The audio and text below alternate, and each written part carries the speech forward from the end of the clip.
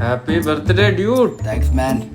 ഇവിടൊക്കെ എന്ത് ചൂടാടാ. ഇവിടെ ചൂട് കുറവല്ലേ? ഇത്ര മരങ്ങളൊക്കെ ഉണ്ടാണ്ട്. നിങ്ങളുടെ അവിടെ അല്ലേ ചൂട്? ഞങ്ങളവിടെ ചൂടുണ്ട്, പക്ഷെ എന്റെ വീട്ടിൽ AC ഉണ്ട്. വേൾപൂൾ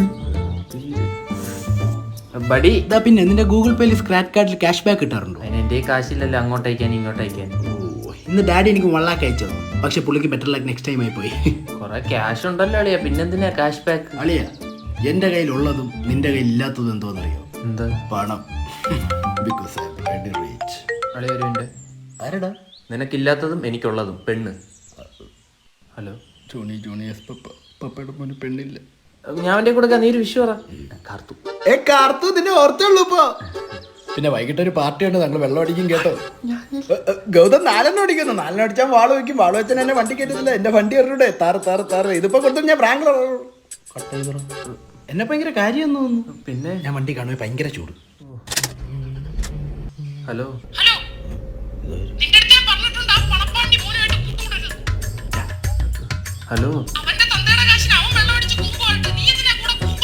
നീ എന്താ മിണ്ടാതെക്കുന്ന പെണങ്ങാതെ? ഇങ്ങനെ ഉണ്ടാ പെണ്ണുങ്ങൾ എപ്പോഴും ഈ കാറിൽ തന്നെ നിരങ്ങുന്നോണ്ട് നിന്റെ ബ്ലൂടൂത്ത് ഇതിൽ കണക്ട് ആവുമായിരിക്കും അല്ലേ? അയ്യോ കണക്ട് ആയോ? വെറുതെ അല്ലക്കെ.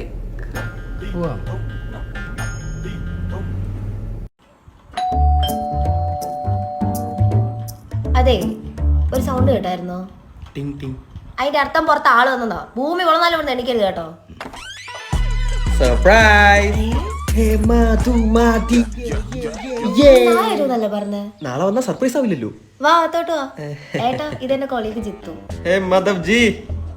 എന്തൊരു അവക്ക് മാത്രമേ ഉള്ളൂ ഈ ഒപ്പനയൊക്കെ. She's my honey. നീ വന്നേ. നമുക്ക് ഹണി കേക്ക് ഉണ്ടാക്കാം. ഓ ഇറങ്ങി കഴിഞ്ഞാണോ ഹള്ളി? ആരായിട്ട് ഒരു ഷർട്ടും പാൻറ് ഏട്ടത്തിലൂടെ പോയല്ലേ? നീ വന്നേ. ഹസ്ബൻഡിന് വേറെ പണിയൊന്നുമില്ലല്ലേ? എല്ലാം നീ ഒറ്റയ്ക്ക് മതി. എന്താ ചെയ്യുന്നേ? തുണി വിരിക്കുന്നു. വീട്ടിൽ വന്ന ഗസ്റ്റിനെ പിന്നാമ്പുറത്താണോ നിർത്തുന്നത്? അയ്യോ ഞാനിവിടെ ഭയങ്കര കംഫർട്ടബിളാ. ഇത് മാധവേട്ടൻ അനിയനാ. എടാ 2 പേർ പാല് മേടിച്ചിട്ടാണോ? ഈ പഞ്ചായത്തിൽ നിന്ന് പാല് വന്നിട്ടില്ല, വന്നെല്ലാം പിരിഞ്ഞു പോയി. എന്താ നീ നമ്മുടെ പശുവിന്റെ പാല് ഇറക്ക്? എനിക്കിപ്പോ പശുവിന്റെ അകടി പിടിക്കാൻ ഒരു മൂടില്ല.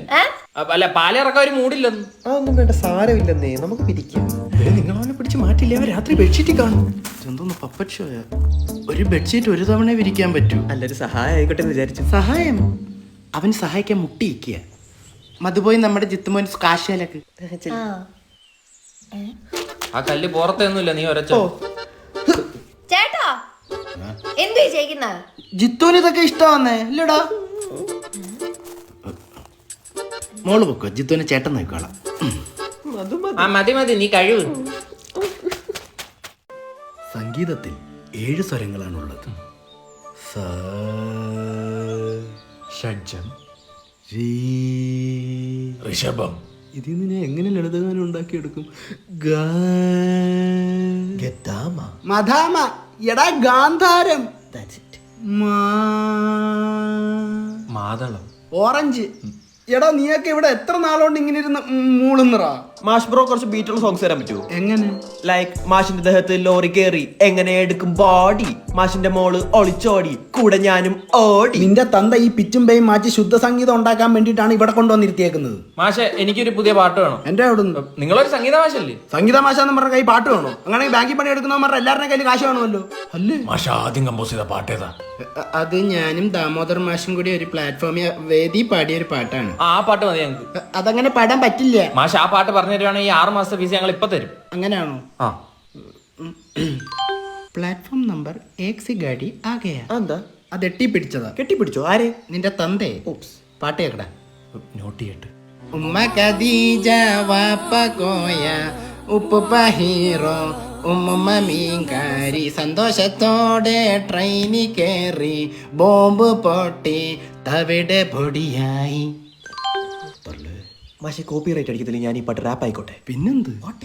ഉമ്മ കത്തിച്ച ചേട്ടാ എനിക്കൊരു ചാൻസ് വാങ്ങി തരൂ, ഞാൻ നല്ല നടനാ. നിന്റെ അടുത്ത് ഞാൻ പറഞ്ഞു എന്റെ പടത്തിൽ ചാൻസ് ഇല്ല. എന്തോ ചാൻസ് ഇല്ല, സ്ക്രിപ്റ്റ് നോക്കി വരുന്നത് മാറിയില്ല. അല്ല സാറ് വിളിച്ചായിരുന്നു. തന്റെ അടുത്തല്ലടോ അവന്റെ അടുത്ത്. സാർ ഈ സ്ക്രിപ്റ്റിനകത്ത് എന്തായാലും എനിക്കൊരു റോൾ ഉണ്ട് സാറേ. സാർ ഒന്ന് കേറി വാ. സാർ നമ്മുടെ കഥാപാത്രത്തിന്റെ പേര് ബൈജു എന്നാണ്. ബൈജു ഞാനേ സങ്കല്പിച്ചോ. സാർ ഈ ബൈജു എന്ന് പറഞ്ഞാൽ ഭയങ്കര കാമായിട്ടുള്ള ഒരു വ്യക്തിയാണ്. എടാ കാമടാ ശാന്തം. അതല്ലായിരുന്നില്ലേ? അനിയ സർട്ടിഫിക്കറ്റ് ആക്കല്ലേ. അങ്ങനെ ഈ കാമം ബൈജു കാമായിട്ടുള്ള ബൈജുവിന് ഒരു കാമുകയുണ്ട് സാർ. തമന്നെ ഫിക്സേ സമന്തയായാലും തമന്നെ മതി സാറേ. എന്ത് അഡ്ജസ്റ്റ്മെന്റ് നമ്മൾ റെഡിയാണ് കേട്ടോ. എറിഞ്ഞു കൊന്നുകളയും വന്നില്ല. സാറ് പറഞ്ഞു. അങ്ങനെ സമാധാനമായി പൊക്കോണ്ടിരിക്കുന്ന ബൈജുവിന്റെ ജീവിതത്തിൽ ഒരുപാട് പ്രശ്നങ്ങൾ വന്ന് ആപ്പിലാവുകയാണ് സാർ. ഓ ബൈജൂസ് ആപ്പ്. നിന്നെ വെച്ചാ ഞാൻ ആപ്പിലാവും. താൻ ബാക്കി തൊല്ലി. അങ്ങനെ നമ്മുടെ ബൈജുവിന്റെ അച്ഛൻ ജവാൻ അടിച്ചടിച്ച് വൃക്ക തകരാറിലാവുകയാണ് സാർ. അങ്ങനെ വൃക്ക കിട്ടാണ്ടായപ്പോ സ്വന്തം കാമുകി പോലും അറിയാതെ അവളുടെ വൃക്ക എടുത്ത് അവൻ അച്ഛന് കൊടുക്കുകയാണ് സാർ.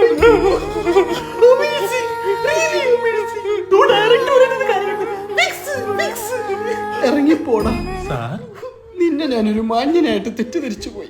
സാർ ജനങ്ങൾ ബൈജുവിനെ ഏറ്റെടുക്കും. എടുത്തിട്ടടിക്കും. സാർ ഇതെന്റെ ഡ്രീം പ്രൊജക്റ്റ് ആണ് സാർ. എന്നാ നീ അത് ഉറങ്ങുമ്പോ കാണും. എഴീച്ചു പോടാ. മലയാള സിനിമ എങ്ങനെ ഗതി പിടിക്കും?